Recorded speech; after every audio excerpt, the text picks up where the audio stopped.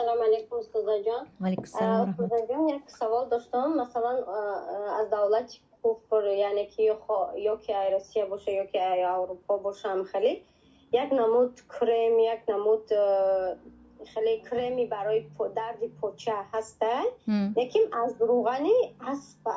بعضی مسلمان ها همین را استفاده میبرن، همین درست باشه؟ روغن اسب خوارم یک آخر نجاست نیست، حتی گوشتش هم در نزد جمهور حلال است. در مذهب حنفی در قول مکروه است، در قول حرام است، اما در نزد جمهور علما گوشت اسب حتی حلال است. و حدیث در بخاری است که حضرت عایشه ما اسب رو کشته خوردیم گفتگی هستند و از روغن اسب باشد انشاءالله یگان بوکه ندارد.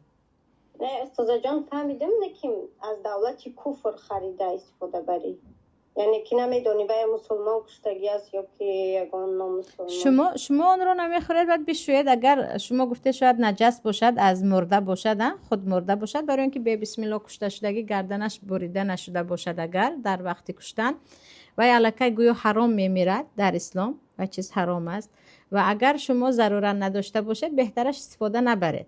نه اما گفتید نه ضرورت دارم، در اینجا بعد از استفاده بردن حتما باید بشوید پیش از نماز. تمام استاد جان.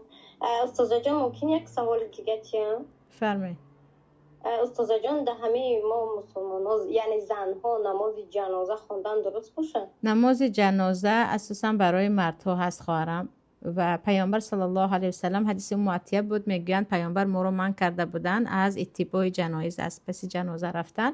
لیکن یکی در مسجد هستید و یکی دیدید که نماز جنازه صدا کردن، در اینجا همراه شوید انشاءالله ثواب میگیرید، اما مخصوص برای جنازه زنها نمیروند. فهم استاد جان، جزاک الله خیر. و ایاکم.